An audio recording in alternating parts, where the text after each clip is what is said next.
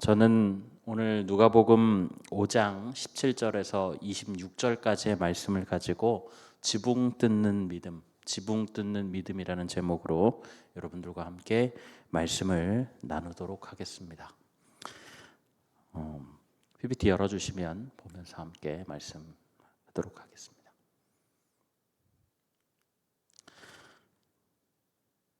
네. 예, 감사합니다. 저는 운동을 하면 다친다라고 하는 지론을 가지고 있습니다. 실제로 제가 운동을 싫어하는 건 아닙니다. 제가 보기보다는 운동을 굉장히 좋아하고요.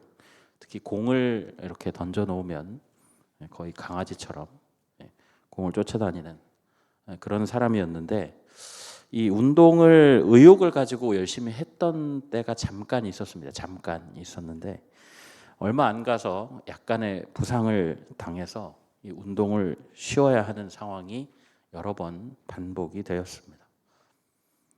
그러면서 운동을 하면 다치는구나, 운동을 안 하면 안 다치는데 괜히 운동을 했다, 이런 생각을 하게 되었죠. 사실 그게 자세나 아마 방법의 문제였을 겁니다. 그런데 정확하게 그런 것들을 알지 못했기 때문에 그렇게 생각을 하게 됐고, 건강하게 살려면 운동해야 된다는 사실 모르는 사람은 없죠. 알고는 있지만 당장 엄청나게 지장이 있거나 문제가 있지 않으니까 바쁘다는 핑계를 대면서 하지 않았던 것입니다. 그런데 작년에 바로 회사 옆자리에 김신국 목사님이 쓰러지셨습니다. 그러고 나서 마음이 바뀌었죠. 제가 올해 들어서 생각을 한 것인데 이게 남의 이야기가 아니더라고요. 그래서 막 머릿속에 아내와 딸의 얼굴이 막 생각이 나고 어른거리면서 올해는 다행히 마음을 먹고 헬스장을 조금씩 다니기 시작했습니다. 저에게는 무슨 조각 몸을 만들고 이런 목표는 없습니다. 그냥 살기 위해서 운동을 해야겠다라고 하는 목표가 생기더라고요. 그래서 사람은 이 머릿속으로 생각하는 거를 실천하는 것이 굉장히 어렵다라고 하는 것들을 깨닫게 되는 요즘입니다. 이 운동을 하니까 참 매일은 가지 못합니다만은 갈 때마다 상쾌하고 즐겁다라고 하는 것을 요즘 깨닫고 있습니다. 새벽 기도를 마치고 이전에는 잠을 잤었는데 잠을 포기하고 운동을 갑니다. 정말 즐겁습니다. 그런데 조금씩 몸이 안 좋아지기 시작해요. 그건 어쩔 수 없습니다. 근육통이거나 제 방법이 잘못됐거나, 그래서 조금씩 조절을 하면서 요즘에 운동을 하고 있습니다. 그런 맥락에서 여러분 오늘 말씀을 좀 이해를 했으면 좋겠는데요. 오늘 본문을 보면 오늘 본문에는 중풍병자와 그의 친구들이 등장합니다. 누가복음이 시간의 순서대로 배열되어 있다라는 전제하에 이 사건은 예수님께서 사역을 시작하신 지 얼마 되지 않았을 때에 일어난 일이죠. 마귀에게 시험을 당하신 후에 본격적으로 가르치고 전하고 고치는 그 사역이 진행이 되면서 서서히 이 명성을 얻기 시작한 그런 시점입니다. 나이 고작 30 남짓 불과한 나사렛 출신 청년 랍비가 손을 대는 족족 사람들이 이 병을 고친다라고 하는 그 소문이 이제 좀 조금씩 퍼지기 시작한 것이죠. 그런데 예수님의 사역은 이때쯤만 해도 굉장히 조심스러웠습니다. 오늘 본문 앞부분에 보면 예수님께서 나병 환자를 고치시는 그런 내용이 나오는데 5장 14절에 보면은요, 예수님께서 고치신 그 사람에게 경고하시면서 아무에게도 이르지 말라라고 하시고 제사장에게만 가서 이 깨끗하게 되었음을 알리라라고 말씀하시는 부분이 있습니다. 당시에 이 나병 환자들이 이 사회에서 격리가 되었기 때문에 완전히 병에서 회복되었다라고 하면 모세의 율법에 따라서 제사장에 가서 확인을 받고 또 예물을 드려서 이 격리를 해제하는 그런 과정을 거치라라고 하는 그런 말씀이었죠. 그러나 그러기 전에 예수님은 이 환자에게 뭐라고 얘기하시냐면 아무에게도 말하지 말 것을 경고하십니다. 같은 본문인 마가복음에는요, 엄히 경고했다라고도 기록을 하고 있습니다. 예수님께서는 왜 이렇게 조심스러우셨을까요? 학자들은 몇 가지 가설을 제시하지만 제가 지지하는 의견은 예수님이 사역 초기에서부터 너무 사람들에게 주목받는 것을 피하려 하셨다라는 겁니다. 예수님은 이 땅에 오실 때부터 공생애 그리고 하나님의 명령을 행해야 하는 그런 기간들이 있습니다. 그런데 그 때를 혹 이렇게 일찍 주목을 받고 유명해짐으로써 그 때가 이르지 않은 상태로 일찍 주목받게 돼서 그로 인해서 혹 하나님께서 예비하신 그 기간을 다 채우지 못할까 하는 그런 우려가 있었다라는 것이죠. 어쨌든 이렇게 조심스럽게 사역을 진행하시는 가운데 오늘 중풍병자의 이야기가 시작되고 있는 겁니다. 우리 본문 17절 말씀을 함께 보실까요? 본문 17절 말씀 함께 읽어보겠습니다. 하루는 가르치실 때에 갈릴리의 각 마을과 유대와 예루살렘에서 온 바리새인과 율법 교사들이 앉았는데 병을 고치는 주의 능력이 예수와 함께 하더라. 여러분, 앞서도 말씀드렸지만 예수님은 열병 환자를 고치신 일이 나병 환자를 고치신 일이 많이 퍼져나가기를 원치 않으셨었습니다. 그러나 예수님의 이러한 조심스러움에도 불구하고 이 회복된 환자가 이 놀라운 경험을 혼자 안고만 있기에는 너무너무 벅차고 감동스럽고 놀랍고 행복한 일이었기 때문에 그가 가만히 있을 수가 없었겠죠. 그리고 주변 사람들에게 이야기를 하게 되고, 그리고 그 소문이, 예수님에 대한 그 소문이 일파만파로 퍼지게 되었다라는 것이죠. 안 그래도 이 세례 요한이라고 하는 걸출한 선지자가 이 사역을 확장해 가는 일에 촉각이 곤두서 있던 바리새인들과 율법 교사들이 이 새로이 떠오르는 스타인 예수님을 주시하게 되고, 그리고 예루살렘과 유대와 갈릴리 각 마을에 있던 그들이 모여서 예수님을 살펴보고 있었다라는 겁니다.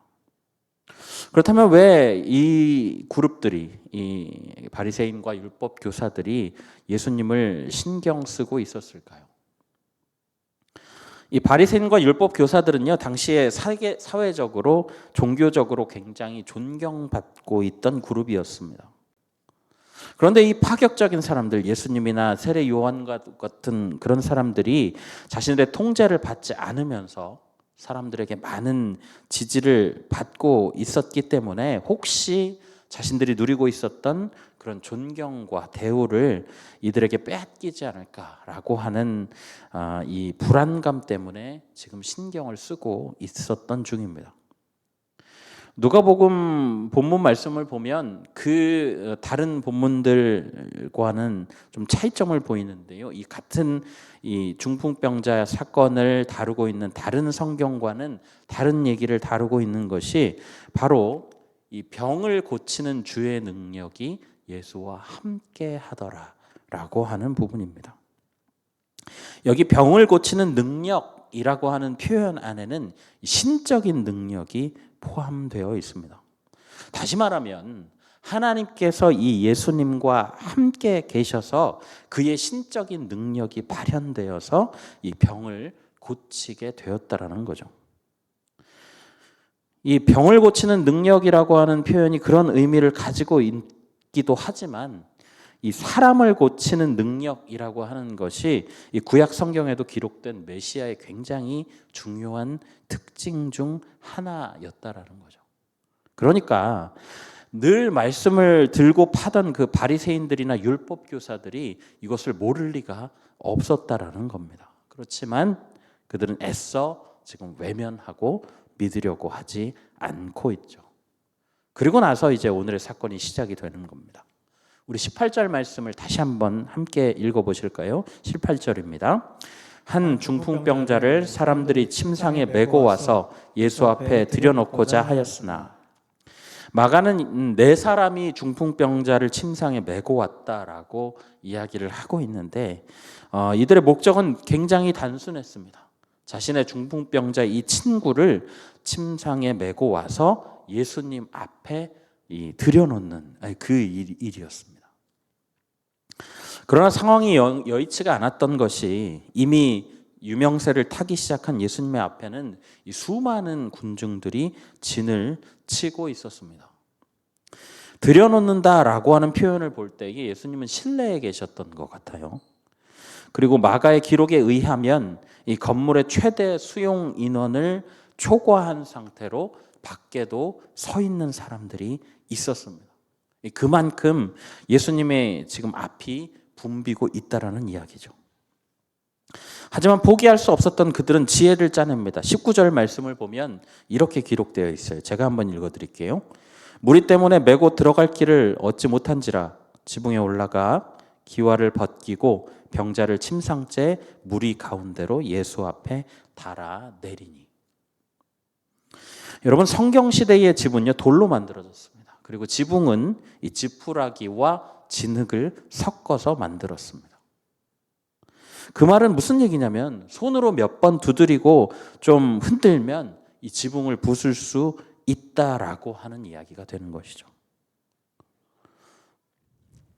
그래서 중풍병자의 친구들은 지붕을 뜯었습니다. 지붕을 뜯어서 병자를 침상째 달아내렸습니다. 아마도 이 먼지와 진흙과 지푸라기가 마구 떨어졌겠죠. 안에서는 사람들이 재채기하는 소리와 불평하는 온갖 소리들이 다 들렸을 겁니다. 차례를 무시한 것에 대한 비난을 들을 수도 있고요.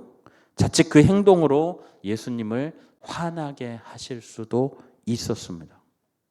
그러나 그들은 그런 것들은 생각하지 않았어요. 오직 내 친구를 예수님 앞에 가져다 놓는 일에만 집중하고 이 일을 행했다라는 겁니다. 그리고 놀랍게도 이 일을 행했을 때에 모두의 예상을 깬 예수님의 반응이 나옵니다. 우리 20절 말씀 함께 읽어보실까요? 20절입니다.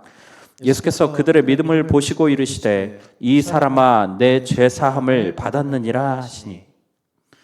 여러분, 예수님은 중풍병자 친구들의 적극적인 이 모습을 믿음이라고 규정하고 계십니다.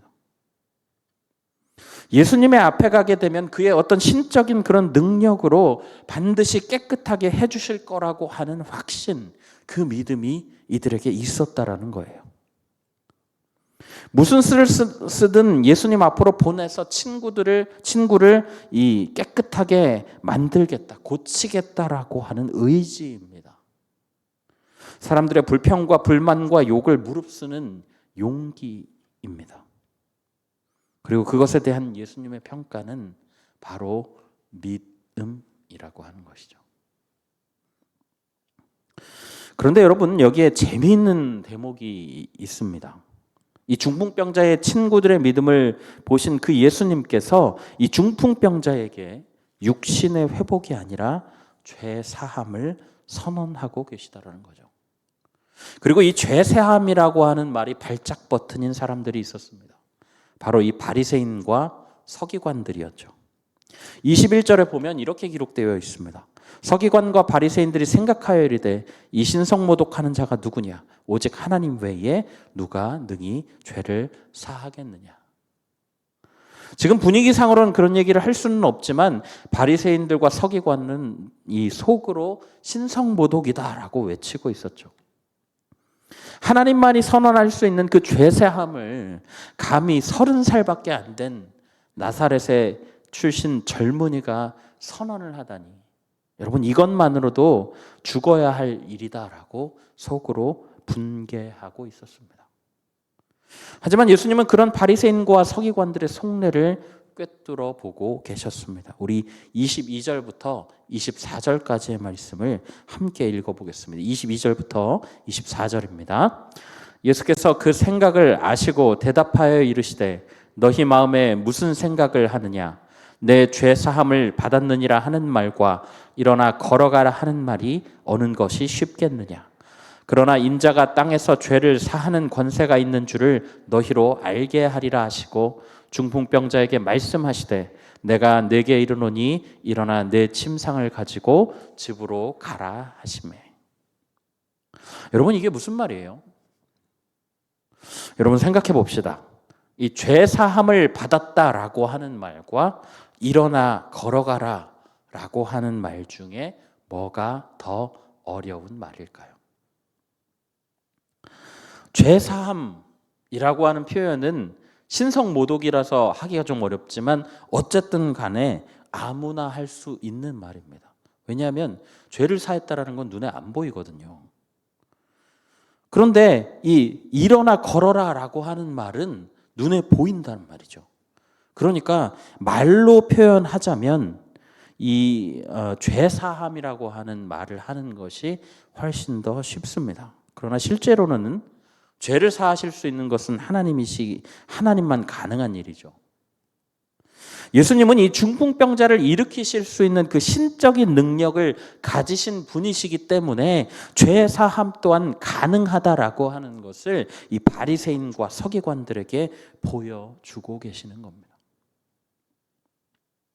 그리고 그 말은 예수님께서 하나님의 아들이시며 또한 유대인들이 그토록 기다렸던 그 메시아라고 하는 움직일 수 없는 증거라는 것이죠. 예수님은 분명한 의도를 가지고 먼저 죄사함을 선언하신 후에 그 이후에 자리를 들고 일어나라고 명령하십니다. 그리고 그 말씀이 눈앞에서 그대로 이루어지게 됩니다. 죄송합니다. 25절에서 26절 말씀을 보면요. 그 사람이 그들 앞에서 곧 일어나 그 누웠던 것을 가지고 하나님께 영광을 돌리며 자기 집으로 돌아가니 모든 사람이 놀라 하나님께 영광을 돌리며 심히 두려워하여 이르되 오늘 우리가 놀라운 일을 보았다 하니라. 이렇게 기록되어 있습니다. 이 중풍병자가 지금 누웠던 자기 자리를 들고 일어납니다. 영어 성경에 보면요, 이 부분을 immediately he stood up 이렇게 기록하고 있습니다. 그러니까 즉시 일어났다는 거예요. 바로. 아마도 이 사람은 중풍으로 쓰러져 본 적이 없는 사람처럼 그 자리에서 벌떡 일어난 거죠. 그리고 이 일은 사람들에게 놀라움을 넘어서 두려움까지 느끼게 한 사건이었다라고 지금 누가는 말씀을 통해 기록하고 있습니다. 여러분, 사실 이 일로 간담이 서늘한 쪽은 아마도 이 바리새인과 서기관들이었을 겁니다. 그것은 아마도 조직 전체의 의견은 예수님을 대담한 사기꾼으로 몰아가는 그런 분위기였겠지만 현장에서 눈앞에서 벌어지는 기적을 지켜본 이 당사자들은 조직을 배신할 수도 없고 그렇다고 예수님을 메시아로 인정할 수도 없는 그런 곤란한 상황 가운데 있었습니다. 불가사의한 그 기적적인 사건 앞에서 억지로라도 저것은 사기다, 저거는 사탄의 능력이다라고 외쳐야 하는 그런 입장이었다라는 거죠. 애써 인정하지 않으려고 하고 애써 외면하려 하는 바리새인들과 서기관들이 이 불신앙이라고 하는 것이 눈에 띄는 겁니다. 그러나 반대로 보면 예수님 앞에 무조건 친구를 들이밀게 되면 예수님께서 치료해 주실 것이다, 예수님 앞에 가기만 하면 된다라고 하는, 좀 나쁘게 말하면 다소 무모하고 대책 없는 용기, 좋게 말하면 이 믿음이 철저하게 대비되고 있는 거죠. 바리새인과 서기관의 불신앙, 그리고 중풍병자 친구들의 믿음. 여러분, 우리는 어느 쪽에 가까울까요? 거듭 말씀드립니다마는 예수님은 중풍병자 친구들의 행위를 믿음으로 규정하셨습니다. 이 분위기를 소란스럽게 만들었던 그들의 일방적인 행위를 꾸짖지 않으시고 칭찬하셨죠. 예수님을 만나고자 하는 그 간절함, 친구를 고치고자 하는 열정, 그 열심, 예수님께서는 다른 것보다 이런 모습을 통해 이 중풍병자의 육신을 고쳐주실 뿐만 아니라 영적인 문제조차도 해결해 주셨습니다.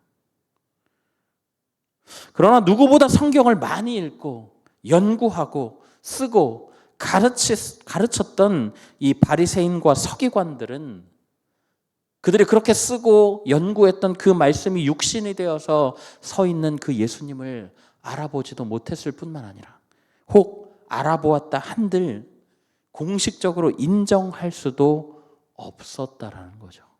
여러분, 이게 얼마나 비극적인 일입니까? 우리는 신앙생활을 잘 유지하는 방법으로 늘 말씀을 가까이 하는 것을 가장 많이 추천합니다. 그러나 정작 여러분, 말씀을 읽고도 그 말씀이 우리 삶에서 행동으로 나오지 않는다라고 한다면 여러분, 그 말씀이 아무런 소용이 없다라는 것을 성경이 보여주고 있는 겁니다. 오히려 중풍병자 친구들은 바리새인들과 서기관들처럼 말씀에 대한 전문적인 지식은 없었을 가능성이 크죠. 그러나 그들은 예수님만이 모든 문제의 근원적인 해답이라고 하는 사실을 그런 전문적인 지식 없이도 알고 있었고 그것을 행동으로 옮겼다라는 겁니다. 위대한 스승이 앉아 계시는 곳에 지붕을 뚫고 환자를 침상으로 달아내리는 이 상식적이지 않은 행동이 여러분, 아무나 할 수 있는 행동입니까? 정말로 목적에 미치도록 집중하고 간절함과 절실함을 가지지 않으면 할 수 없는 행동입니다. 여러분, 그랬기 때문에 예수님이 그들을 칭찬하셨다라는 거예요. 여러분, 이 모습이 우리에게 필요한 모습입니다. 사랑하는 성도 여러분, 오늘 이렇게 수요 기도회에 나와 기도하실 정도의 분들이라면 아마도 신앙의 연수를 많이 쌓으신 분들일 것이라고 생각이 됩니다. 말씀도 많이 읽으셨겠죠. 아마 이 자리에 목사인 저보다 성경 통독, 성경 필사 많이 하신 분들 분명히 계시리라 확신합니다. 매일매일 기도와 말씀의 자리를 벗어나지 않고 예배를 빠짐없이 드리고 봉사에 힘쓰며 어떻게든 하나님 앞에 붙어 있으려고 애쓰고 계신 분들일 것입니다. 여러분의 열정이 참 귀하고 소중합니다. 그러나 여러분, 교회 안에서만 그리스도인으로 남으신다면 안타깝게도 바리새인이나 서기관과 크게 다를 것이 없습니다. 왜냐하면 우리는 말씀을 들고 세상 앞에 서 있는 사람들이기 때문에 그래요. 천하보다 소중한 그 예수님의 보혈을 받고 그 보혈의 세례로 깨끗함을 입은 자들이기 때문입니다. 그렇다고 한다면 여러분, 그 믿음을 삶으로 증명하고 실천하는 것이 뒤따라야 한다라는 거죠. 야고보 사도는 야고보서 2장 17절에 이렇게 말씀합니다. 이와 같이 행함이 없는 믿음은 그 자체가 죽은 것이라. 다시요. 이와 같이 행함이 없는 믿음은 그 자체가 어떻게 돼요? 죽은 것이라. 그렇다면 우리는 고민에 빠지게 됩니다. 어떻게 하는 것이 말씀을 삶으로 행동하며 나타내야 하는 것일까요? 예수님을 따라 그의 제자로 산다라고 하는 것은 연약한 우리에게는 쉽지 않은 일입니다. 예수님께서 가르치신 대로 하나님을 사랑하고 이웃을 사랑하는 것이 크고 첫째 되는 계명이라고 한다면 우리가 이웃을 가장 사랑할 수 있는 방법은 복음을 전하는 거예요. 우리에게 있는 가장 소중한 것이기 때문입니다. 여전히 하나님을 알지 못하는 자들에게 예수 그리스도라고 하는 비전을 제시하는 거죠.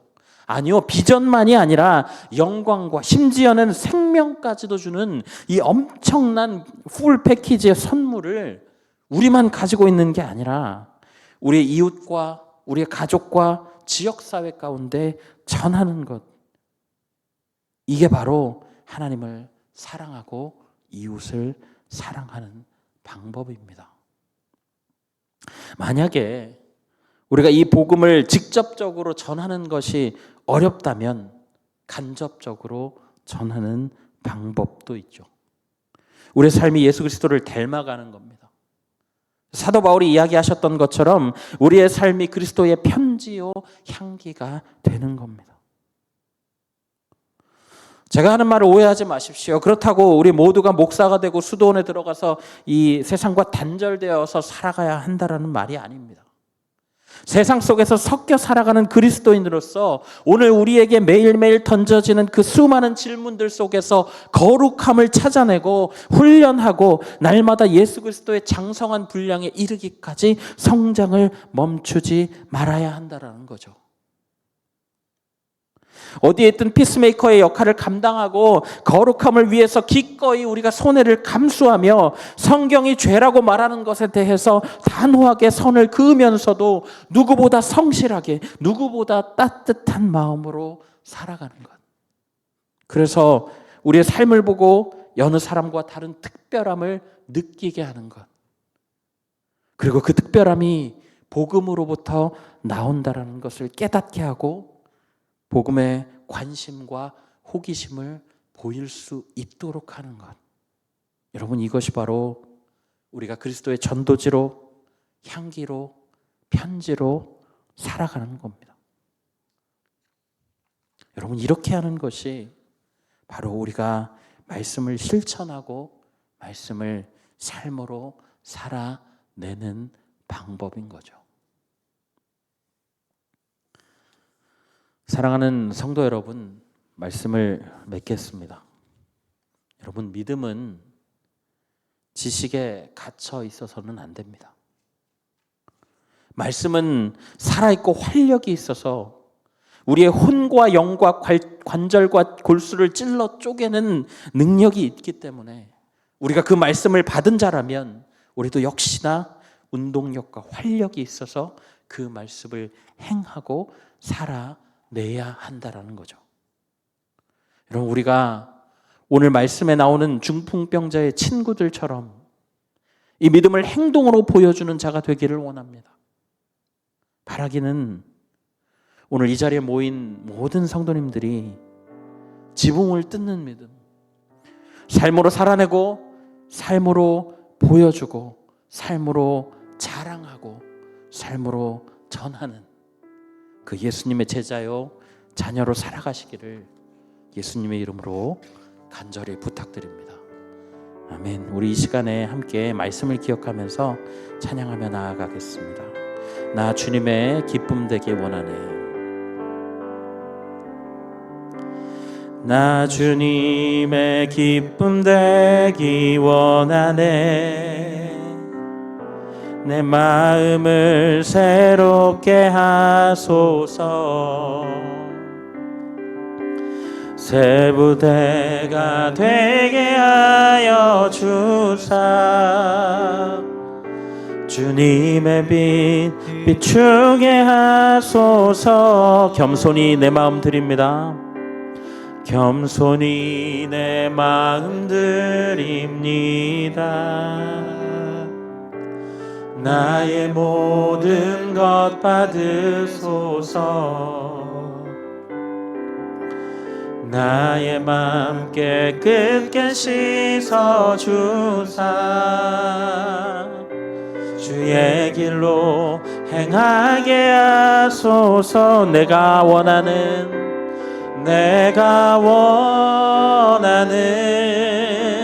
한 가지 주님의 기쁨이 되는 것. 내가 원하는 한 가지 주님의 기쁨이 되는 것. 겸손히 내 마음 드립니다. 겸손히 내 마음 드립니다. 나의 모든 것 받으소서. 나의 맘 깨끗게 씻어주사. 주의 길로 행하게 하소서. 내가 원하는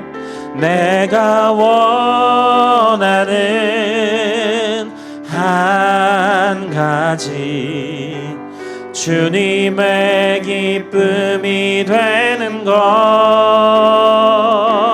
내가 원하는 한 가지, 주님의 기쁨이 되는. 내가 원하는 한 가지, 내가 원하는 한 가지, 주님의 기쁨이 되는 것. 내가 원하는 한 가지, 주님의 기쁨이 되는 것. 아멘. 우리 이 시간에 함께 하나님 앞에 기도하며 나아가실까요? 오늘 말씀을 보면 말씀을 늘 읽고 말씀을 늘 새기고 말씀을 쓰고 했던 바리새인과 서기관들은 그 말씀이 육신이 되신 예수님을 보고도 믿지 못했습니다. 반면에 예수님께만 나아가면, 예수님께만 가까이 나아가면 병이 나을 수 있을 것이라고 믿었던 이 환자의 친구들은 지붕을 뜯어서라도 그 목적을 이루는 모습을 우리가 확인할 수 있습니다. 우리 이렇게 두 가지 가지고 함께 기도하며 나아가실까요? 바리새인들과 서기관들처럼 믿음이 지식에 갇혀버리지 않도록 또 행동하는 자들 되게 하여 주시옵소서. 함께 기도하시고 또 믿음을 삶으로 살아나가며 세상과 구별되지만 세상을 향한 그리스도의 편지로, 향기로, 전도지로 살아가는 삶이 되게 하여 주시옵소서. 우리 이 시간에 이렇게 두 가지 기도 제목 가지고 함께 하나님 앞에 기도하며 나아가겠습니다. 사랑하는 하나님 감사합니다. 주님, 오늘 이 시간에 주님의 말씀을 허락하여 주셔서 주님 그 말씀 속에서 우리가 주님의 말씀을 깨닫고 알게 하시니 참으로 감사합니다.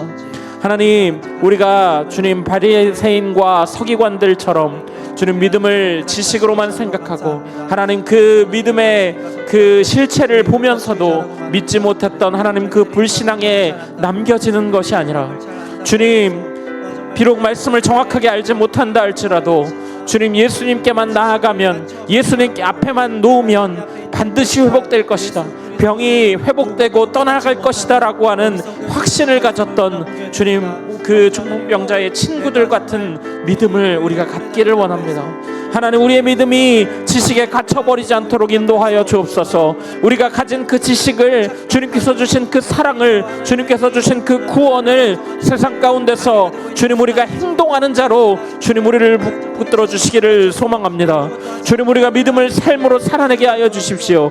하나님, 우리가 주님 그 믿음을 살아내어서 주님 세상과 구별되지만 주님 세상을 향한 그리스도의 편지로 살아가며 향기로 살아가며 전도지로 살아가는 삶이 되도록 주님 우리의 삶을 주장하여 주시고 붙잡아 주옵소서. 주님, 그러므로써 주님 우리가 하나님을 기쁘시게 하고 사람을 행복하게 하는 그 일 가운데 계속해서 나아갈 수 있도록 인도하여 주시고, 하나님께서 명령하신 가장 크고 첫째 되는 계명, 하나님을 사랑하고 이웃을 사랑하는 것들을 주님 우리가 복음을 통해 전파하며 주님 우리가 그 말씀을 지켜나가는 자들로 살 수 있도록 하나님 우리를 붙잡아 주시고 인도하여 주옵소서. 주님, 우리가 주님 그 믿음을 가지고 주님과 함께 동행하며 살아가는 자들 되기를 원합니다.